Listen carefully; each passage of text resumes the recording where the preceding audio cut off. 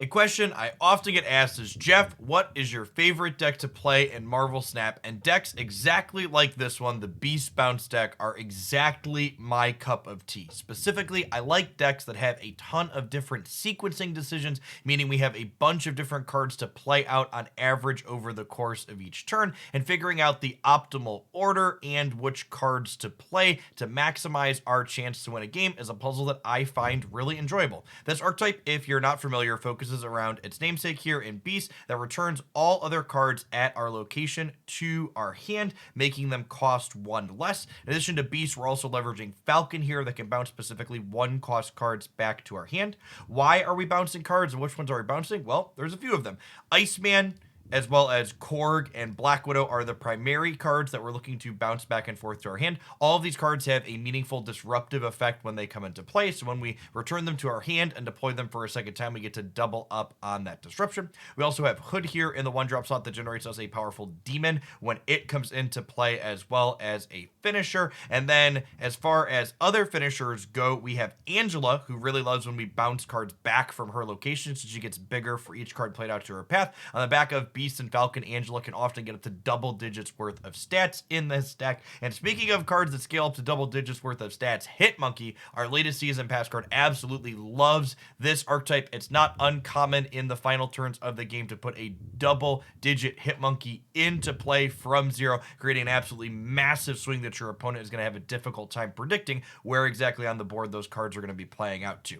This deck, because we're leveraging Korg and Black Widow as disruptive effects, as well as also playing Darkhawk as a means of getting a lot of stats into play for just 4 energy. One thing that you'll note is missing from this deck is I'm no longer playing Bishop inside of it. I think Hitmonkey is just better in this slot, and these are my favorite 12 cards for the bounce deck. Hope you enjoy the highlights today for you today. They are quite excellent. If you enjoyed what you see, snap that like button. Hopefully we'll see you back again soon for some more Snap here on YouTube. Oh, my brain kind of hurts. What are we supposed to do?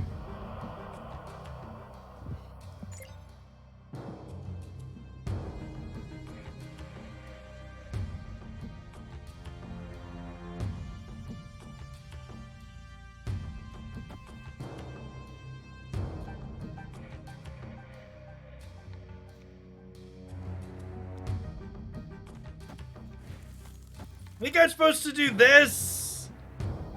Maybe. No, because I'm just going to get a Chavez. I'm going to get a Chavez next turn that's better than this, right?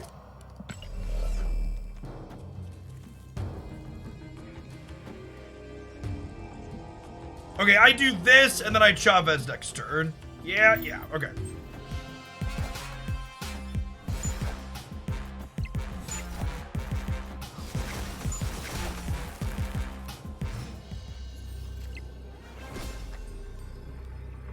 Okay, and then we just hope that this is enough.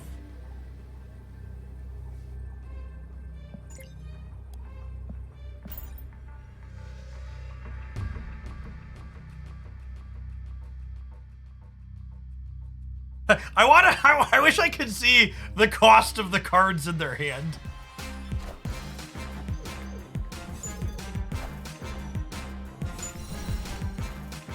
How many times did we set a record for most Iceman triggers this game?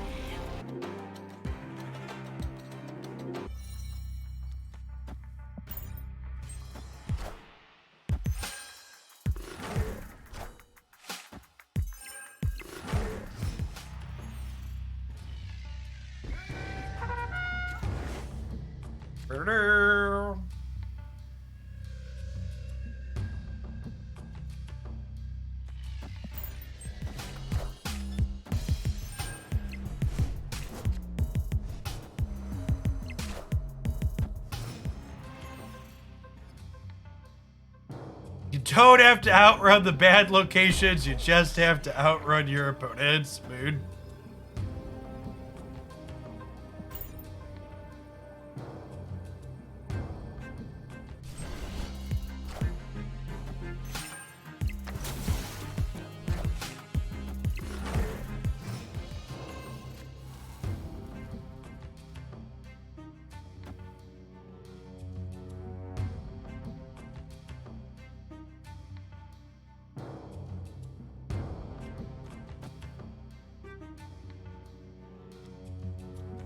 We'll do this here because New York lets me pull it off on the last turn.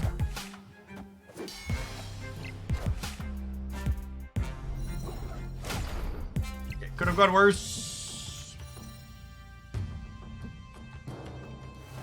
We're guaranteed to draw Chavez next turn. So I'm not playing Korg because my turn 6 is going to be Mysterio, Hitmonkey, Demon, Korg.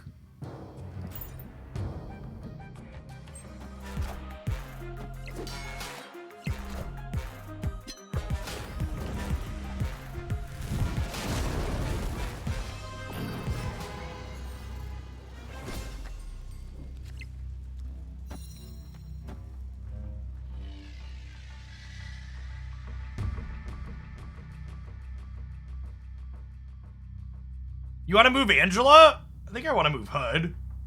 Is it better to move Angela?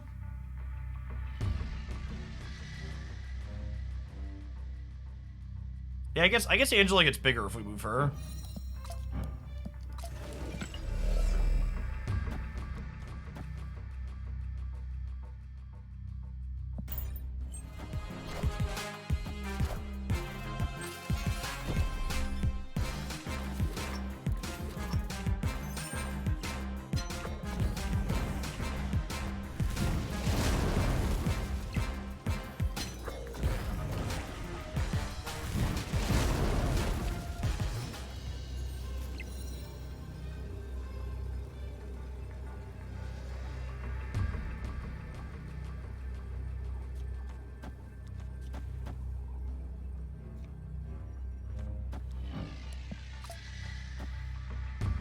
Fill it up. Fill it up.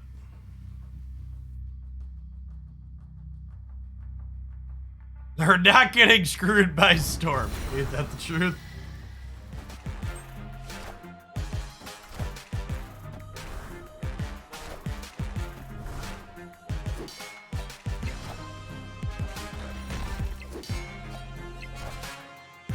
Yeah, maybe I'm supposed to put Hitmonkey or Demon on the right. Pump that up a little bit more.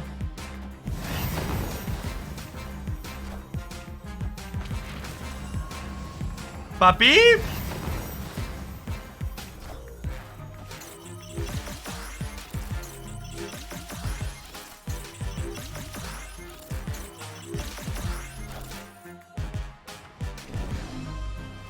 We're good, right?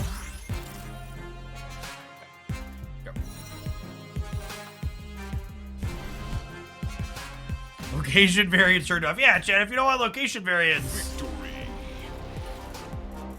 You just gotta turn it all into limbo.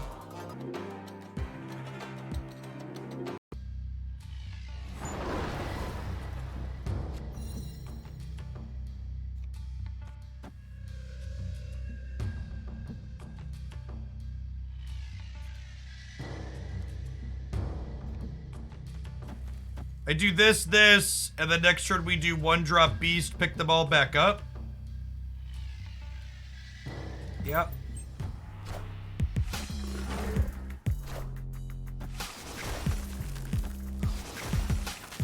Damn it, Bobby.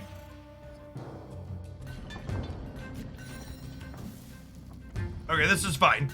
We'll go Widow, Korg now, and then next turn we'll go Hood, Beast, pick them up.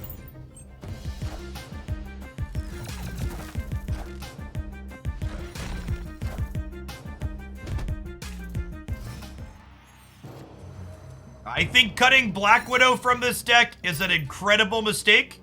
It makes your Darkhawk significantly worse, and it makes your combo matchups much harder. One of the only ways this deck has a snowball's chance in hell against decks like Galactus and Sandman is by playing disruptive cards like Widow and potentially stopping them from executing their game plan to begin with.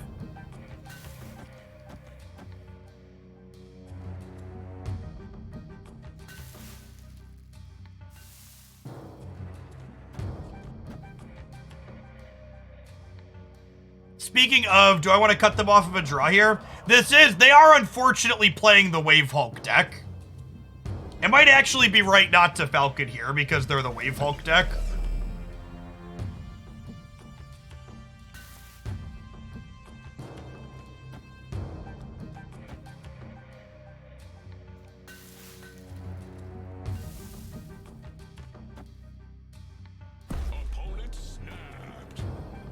This is, I'm about to play a Wave Snap, right?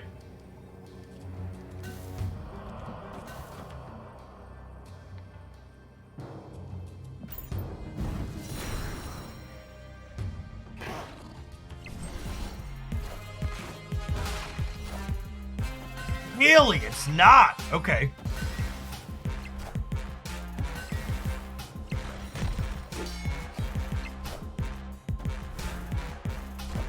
Well, rip me, I guess.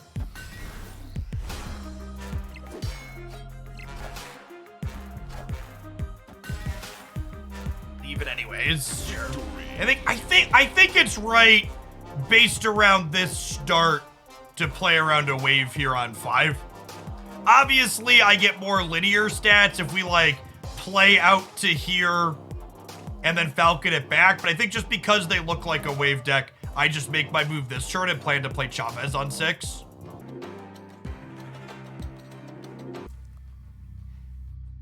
Honestly, I think you're supposed to snap opening hands like this with this deck. It's one of the reasons why I enjoy this deck. You have pretty straightforward, okay, this hand's good and disruptive. Let's go ahead and press the button. Although it is worth noting, Iceman is less ideal into Thanos. Black Widow here is a great pickup, though, because any stones they play to draw cards this turn will not, because of the Widow's Bite. Morgan Grom, thank you for the 3rd of a year. I think the Atuma control deck is very good. I had several people comment on the Atuma control deck that they played it all the way to infinite.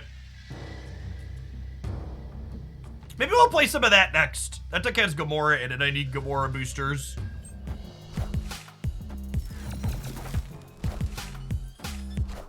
Oh, yeah. Oh. That's the good stuff right there, chat.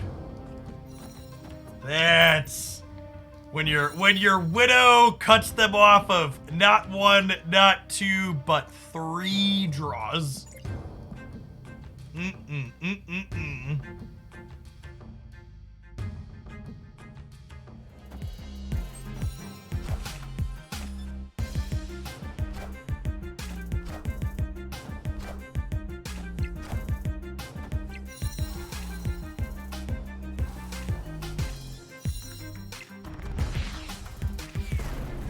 Sanctum is ideal for us.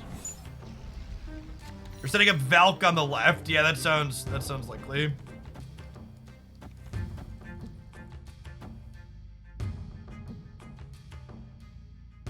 Do I have time to set up falconing on turn 5 is the question here. I don't know that I do. I think I'm just supposed to not be greedy. I'm just supposed to falcon this turn.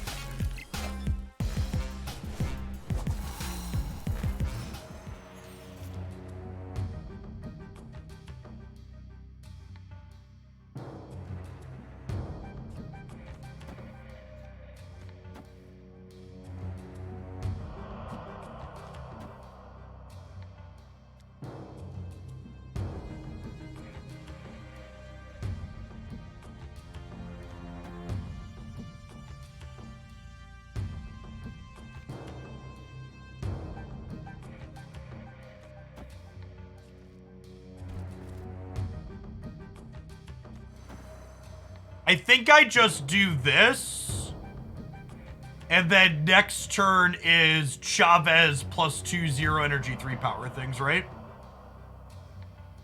Do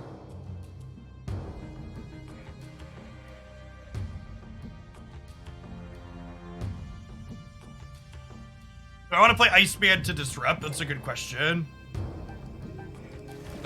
Yeah, probably.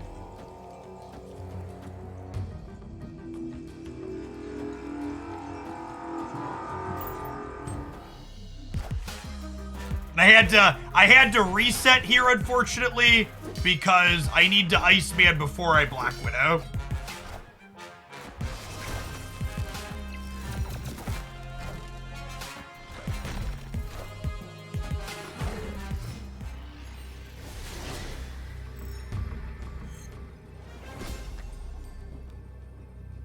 And then I suppose there's a question of, am I playing for all 3 locations?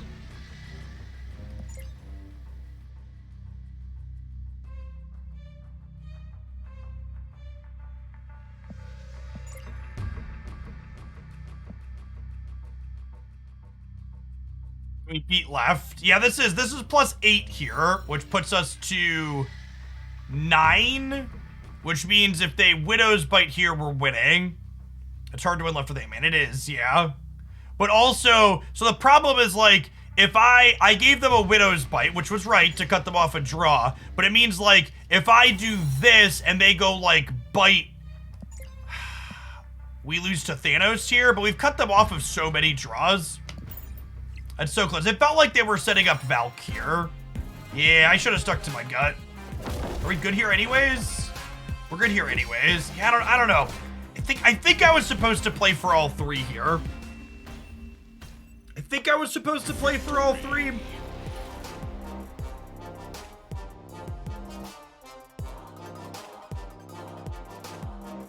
If I'd have gone...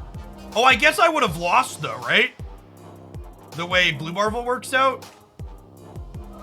If we Chavez here, yeah, maybe this was the play. That's all. Snap the like button if you'd be so kind, and check back tomorrow for another deck highlight.